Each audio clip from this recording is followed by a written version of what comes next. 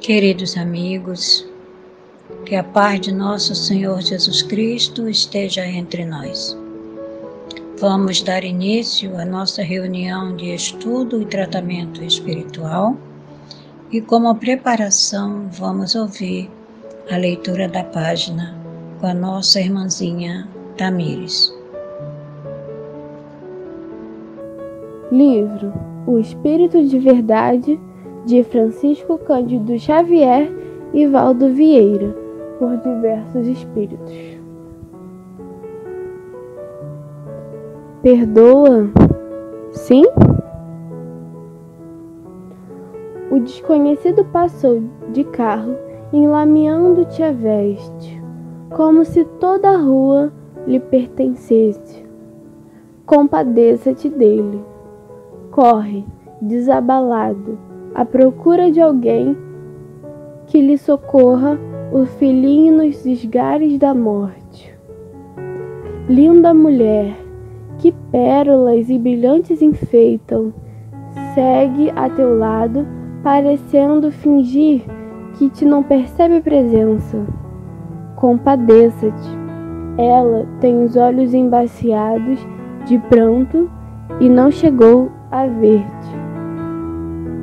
Jovem, admiravelmente bem posto, cruzou contigo, endereçando-te palavra de sarcasmo e de injúria. Compadece-te. Ele tem espaços no caminho do hospício e ainda não sabe. O amigo que mais amas negou-te um favor. Compadeça-te dele. Não lhe veis a dificuldade encravada no coração. Companheiros do mundo estarão contigo, notadamente no lar, onde guardam os nomes de pai e mãe, esposo e esposa, filhos e irmãos. Muitas vezes levantam-se de manhã, chorosos e doloridos, aguardando um sorriso de entendimento, ou chegam do trabalho, fatigados e tristes, esmolando compreensão. Todos trazem consigo aflições e problemas que desconheces. Ergue a própria alma e auxilia sempre. A indulgência para todos. Bondade para com todos. E se algum deles te fere diretamente a carne ou a alma, não levantes o braço ou a voz para revidar. Busca no silêncio a inspiração do Senhor, e o Mestre, como se estivesse descendo da cruz, em que pediu perdão para os próprios verdugos, te dirá compassivo: perdoa, sim, perdoa sempre, porque em verdade aqueles que não perdoam também não sabem o que fazem. Meimei. Senhor nosso Deus, nosso Pai, nós te agradecemos por esses momentos que aqui estamos mais uma vez, reunidos em teu nome, na companhia dos bons espíritos, nossos benfeitores espirituais, para mais uma reunião, Senhor. Que possamos ser assistidos e amparados por toda essa falange do bem, que todas as segundas-feiras nos reunimos, unindo os nossos pensamentos, nossos corações, para a realização de mais uma tarefa na nossa casa espírita. Te agradecemos, Mestre Jesus, por todo o amparo que dispensas a cada um de nós e a todos os nomes que foram deixados como pedido de orações, de vibrações para todos os enfermos do corpo e da alma. Gratidão, Senhor, que a tua paz permaneça em nossos corações. Vamos agora passar a palavra à nossa companheira Vânia, que fará o estudo desta noite. cujo tema é Perdão, recurso infalível, do Evangelho segundo o Espiritismo, do capítulo 10, itens 1 a 8. Muita paz a todos. Boa noite a todos. Como já foi dito, o nosso tema de hoje é perdão, recurso infalível. E para iniciarmos o nosso tema, nós vamos fazer umas considerações que eu acho que são importantes para nós compreendermos essa questão do perdão. Para passarmos por essa experiência aqui na Terra, nós recebemos um corpo físico e junto a ele temos um corpo fluídico, semimaterial, que Allan Kardec denominou perispírito, que constitui a matriz de nosso corpo físico. Somos formados de energia divina, por assim dizer, e elementos que compõem o nosso planeta. Como tudo à nossa volta tem também esta formação. E por esse motivo estamos interligados. Influenciamos e somos influenciados. O que pensamos, o que sentimos, o que cultivamos, vai sendo plasmado à nossa volta e formando e transformando a nossa vida. Somos dessa maneira co-criadores da nossa própria existência. Nossos sentimentos e os quadros mentais que produzimos diariamente se formam à nossa volta como um filme que pode ser assistido pelos espíritos desencarnados à nossa volta. Daí, atraímos para o nosso convívio os companheiros por afinidade de sentimentos e propósitos. Se alimento em mim a vaidade, recebo o incentivo necessário para ser ainda mais vaidosa. E assim acontece com o orgulho, com a gula, com os diversos vícios, mas também com a bondade, com o trabalho no bem, com o amor ao próximo, com a caridade, mas também com o ódio, o desejo de vingança e todos os nossos sentimentos e propósitos. Estamos constantemente cercados por uma multidão de testemunhas. No capítulo 9 do Livro dos Espíritos, Kardec nos traz o tema Faculdade que tem os espíritos de penetrar os nossos pensamentos. E ele vai tratar desse tema das questões 456 a 458. E ele pergunta aos espíritos: veem os espíritos tudo o que fazemos? E a resposta: podem ver, pois que constantemente vos rodeiam. Cada um, porém, só vê aquilo a que dá atenção, não se ocupam com o que lhes é indiferente. E ele continua a questionar: podem os espíritos conhecer os nossos mais secretos pensamentos? A resposta: muitas vezes chegam a conhecer o que desejarias ocultar de vós mesmos. Nem atos, nem pensamentos se lhes podem dissimular. E continuando na questão 458, Kardec pergunta: que pensam de nós os espíritos que nos cercam e observam? Depende, respondem os espíritos. Os levianos riem das pequenas partidas que vos pregam e zombam das vossas impaciências. Os espíritos sérios se condoem dos vossos reveses e procuram ajudar-vos. E nós podemos ver por essas 3 questões que nós não estamos só ligados uns aos outros, aqueles que nós vemos, os encarnados como nós, mas nós estamos ligados a um mundo muito maior, né? Ao mundo espiritual que nós não conseguimos enxergar, mas que faz parte constante, contínua e que nos influenciam muito mais do que nós podemos perceber. Todos temos histórias pregressas. Essa não é a nossa primeira vida. Fizemos amigos e inimigos e retornamos para tentar acertar onde erramos. Hoje, Nós somos incentivados ao acerto, às boas atitudes, mas também ao erro por aqueles a quem nós ofendemos no passado. E assim somos todos nós, com nossos afetos, com os nossos desafetos, um interagindo com o outro. Nós temos o nosso livre-arbítrio para decidir se ofendemos ou não alguém neste momento em que estamos. Assim como perdoar as ofensas que nos são feitas. Nós podemos decidir isso, guardar essa mágoa para nós ou tentar trabalhar isso para nos livrar dela.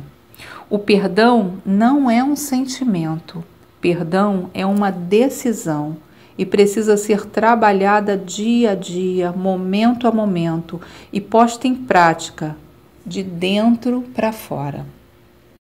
Nosso planeta passa por importantes mudanças, mas ainda produzimos em nós e, por consequência, em nosso entorno, energias deletérias a todo momento, o que nos faz oscilar entre o bem e o erro, cair e levantar.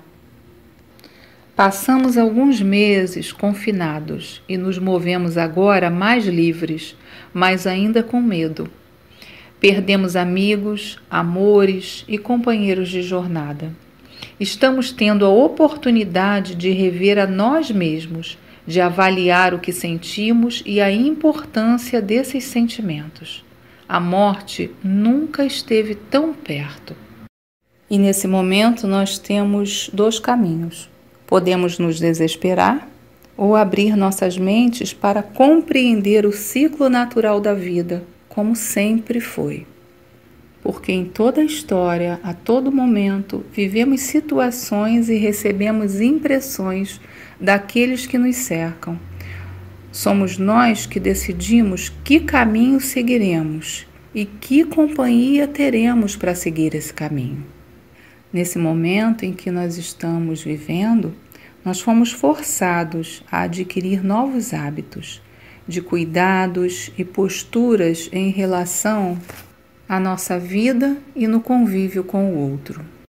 E podemos também aproveitar esse momento para nos desfazer dos velhos hábitos que muitas vezes nos prenderam a situações difíceis. Nada nos deixa mais livres que o perdão. Este é o momento do homem velho dar lugar ao homem novo. Nós não temos mais tempo a perder. Jesus vem nos propondo o perdão indistintamente a todos que nos ofenderam tantas vezes quantas forem as ofensas. E aí nós fomos ver o significado da palavra perdoar. Perdoar é uma expressão latina, vem do latim, e tem como prefixo per, que é além de, e donare, que é doar. Então, perdoar significa doar além, dar um pouco mais. E por isso a instrução de Jesus: se alguém te bater numa face, oferece também a outra. E quando ele nos diz isso, ele não está falando do outro lado do nosso rosto, né? Alguém nos bate, nos agride, nos ofende e nós deixamos a pessoa fazer de novo. Ele se reporta à face interna.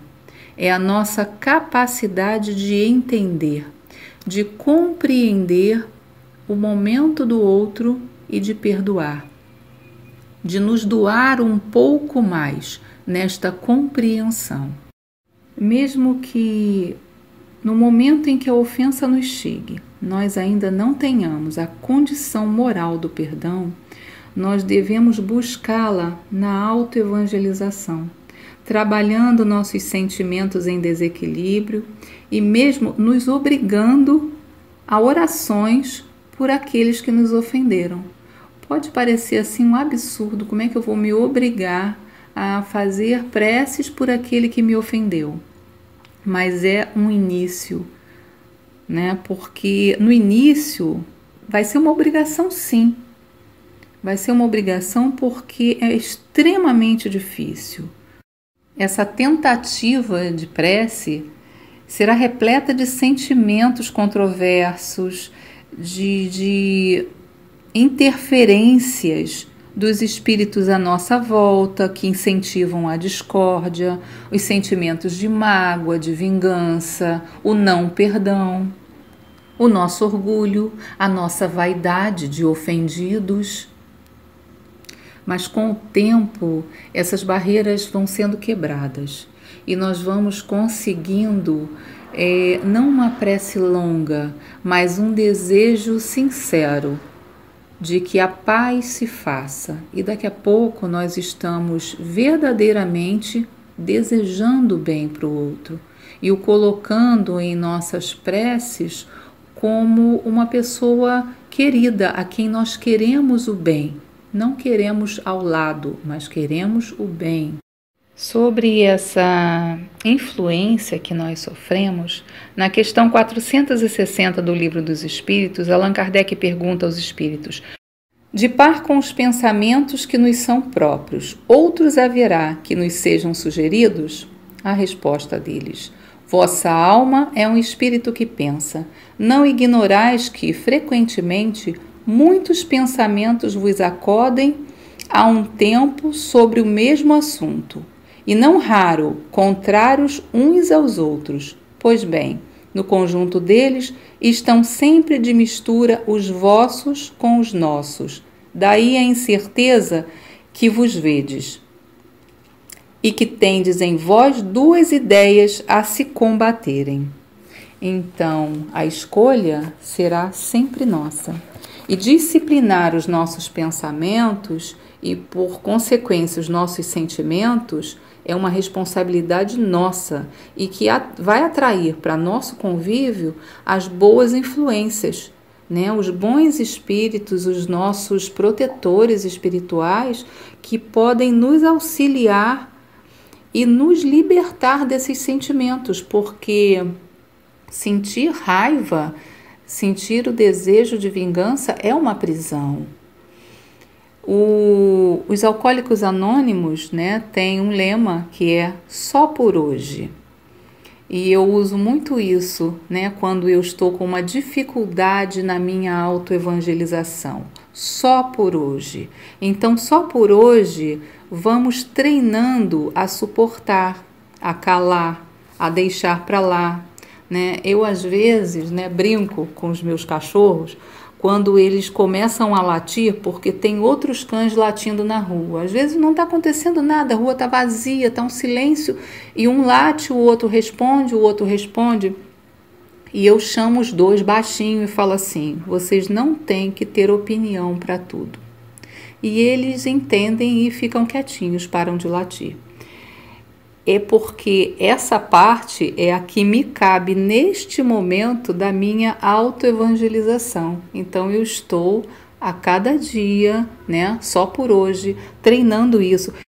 E eles aprenderam isso muito mais rápido que eu, Porque esse nosso despertar, esse aprender a nos conhecer, ele deve vir de atitudes internas, de servir, de nos colocar a serviço do outro.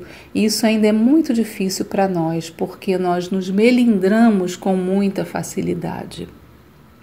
Quando nós conseguimos nos calar, deixar para responder depois ou deixar uma situação para lá, nós conseguimos também, se assim o quisermos, olhar as situações num contexto mais amplo e perdoar também a nós mesmos. Quantas culpas, quanto peso nós não carregamos, quantas coisas que nos envergonharam, que nos entristeceram pelas nossas atitudes impensadas, quantas culpas nós não carregamos dentro de nós. Pela nossa história, pelo nosso proceder, pela palavra mal proferida, pelo olhar, até por um olhar. E nós muitas vezes não conseguimos nos perdoar por isso. Antes de nós querermos perdoar ao outro, é preciso compreender essas nossas atitudes e ver que nós somos muito parecidos. Nós só não somos iguais porque temos histórias diferentes, vivências diferentes e oportunidades em tempos diferentes, mas nós temos a mesma base. Somos todos filhos de Deus e estamos aqui para evoluir, para aprender.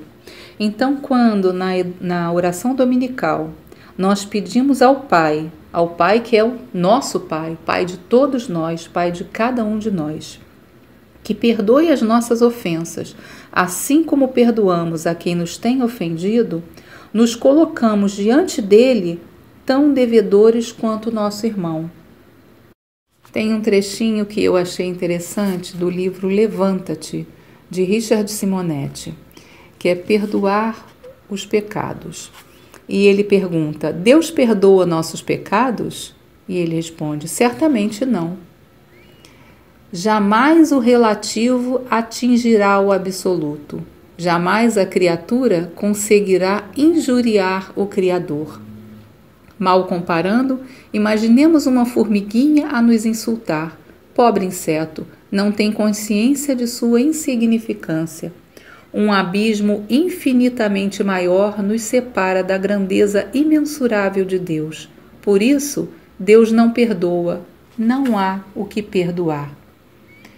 E aí nós podemos nos perguntar: e quem sou eu para julgar o outro e condenar? Julgar eu até julgo de maneira errada, pela minha ainda não compreensão das leis, né? Embora eu as conheça, embora estejam gravadas em mim, no meu ser, as leis divinas, mas eu ainda não as tenho no meu dia a dia, não coloco em prática. Eu até posso fazer esse julgamento, mas condenar de forma a ter um ódio eterno, um desejo de vingança ou realizar essa vingança é muito além do que nós temos o direito de fazer. Jesus nos recomenda a reconciliação com os nossos adversários o mais depressa possível. E não só apaziguar as discórdias durante essa existência atual, mas evitar que elas se perpetuem nas existências futuras. E ele diz: não saireis de lá, disse ele, enquanto não houverdes pago até o último óbolo, quer dizer, satisfeita a justiça de Deus. E isso, vale também para o auto-perdão. Perdoar, seja um adversário ou a nós mesmos, nos liberta, desse peso que é a culpa, que é a consciência pesada, e nos permite recomeçar de forma mais leve e apreendendo melhor as lições do nosso caminho. Porque, na verdade, nós não temos o direito de punir o outro. Nós podemos simplesmente nos afastar. Perdoar não é confiar. Perdoar nem sempre quer dizer reconciliação. Não quer dizer conviver com o outro, tendo aquele sentimento de adversidade, porque podemos perdoar pela compreensão, mas não aceitar o erro. Podemos perdoar alguém que jamais vai admitir o seu erro. Não há como confiar novamente numa pessoa dessa, mas podemos modificar o sentimento em nós. Perdão é para quem perdoa, não é para outra pessoa. Aquele que foi perdoado vai continuar com seu erro, vai continuar com a sua responsabilidade diante do erro cometido. Mas aquele que perdoou se liberta. O perdão é para libertar aquele que perdoa. No livro dos Médiuns, no item 350, Allan Kardec nos faz a seguinte observação. E como essa observação vem do livro dos Médiuns, é muito específica para nós espíritas, é muito importante, é importante para todo mundo, mas para nós espíritas ela vem, e ele fala o seguinte: que importa crer na existência dos espíritos se essa crença não faz que aquele que a tem se torne melhor, mais benigno e indulgente para com os seus semelhantes, mais humildes e paciente na adversidade. De que serve ao avarento ser espírita se continua avarento, ao orgulhoso se se conserva cheio de si, ao invejoso se permanece dominado pela inveja. Assim, podemos todos os homens acreditar nas manifestações dos espíritos e a humanidade ficar estacionária. Tais, porém, não são os desígnios de Deus. É um verdadeiro puxão de orelha, né? Porque se nós estudamos a doutrina espírita, nós temos a consciência da vida eterna, das várias encarnações, das várias oportunidades que nós temos de aprender uns com os outros em diversas ocasiões e épocas da história. Por que ainda insistimos em atitudes que não fazem jus ao conhecimento que nós recebemos? Raul Teixeira tem uma definição de perdão muito bonita, que ele diz: todas as criaturas que perdoam sem fazer força ou sem fazer esforços são aquelas que começaram um dia a perdoar chorando de raiva. E é verdade, né? Porque é muito difícil, mas é um movimento que precisa ser feito dentro de nós. Não revidar já é um gesto inicial do perdão. E Raul Teixeira diz também: vamos desarmar essa bomba, né, a raiva. Primeiro não revidamos, depois sequer falamos, até o momento em que não alimentemos no pensamento outra coisa que não seja o dar de nós um pouco mais. É um exercício diário, né? Sempre em mente que perdoar não é esquecer, não é retirar da nossa mente. O perdão é um sentimento, o esquecimento é um fenômeno fisiológico da memória, não dá para tirar da mente, mas dá para ressignificar a ofensa, compreender o porquê daquilo. Enquanto não perdoamos o outro, ele acaba nos controlando, né? Porque quando nós sentimos mágoa, raiva de alguém, essa pessoa está sempre nos nossos pensamentos, ela faz parte da nossa vida. Quando nos colocamos no lugar de cobradores dos erros alheios, essa tarefa nos deixa muito infelizes e só a nós infelicita, né? Porque o outro não está participando disso. Então, planejar essas ações de vingança, executar, né, essa cobrança, exige da pessoa que a executa, exige tempo, exige a saúde dela, exige todo o pensamento em todos os momentos, oportunidade de ser feliz, de estar mais livre, exige a paz dela. Tem uma frase sobre o perdão atribuída a Mahatma Gandhi que diz o seguinte: o fraco jamais perdoa, o perdão é uma das características do forte, né? É porque realmente é preciso ter uma força de vontade e uma fé, né, muito grande nos desígnios de Deus para compreender que nós não temos que fazer tudo, nós não temos que ter opinião para tudo, como os cachorros já entenderam aqui em casa. E que a atitude de respeito ao outro é uma obrigação nossa, o outro tem o direito de errar. Ele tem o direito de usar o livre-arbítrio dele para acertar ou para errar, se permitir. Né? Isso não quer dizer que nós sejamos coniventes com esse erro, que nós fiquemos felizes, que nós tenhamos que conviver com isso, mas nós não temos que fazer a justiça com as próprias mãos, de acordo com os nossos critérios pessoais. Eu trouxe um poema de Alta de Souza, que é Perdoa, do livro Campanha de Fraternidade. primeira edição, fevereiro de 1972, da página 45. E ele diz o seguinte: perdoa.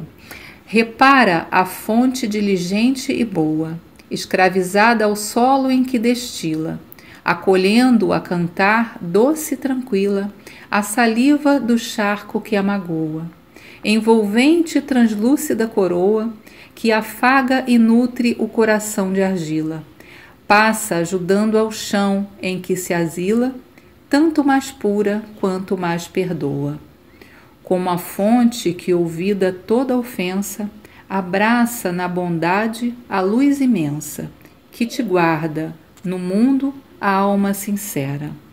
E estendendo o perdão por onde fores, entrarás na cruz das próprias dores, a alegria divina que te espera.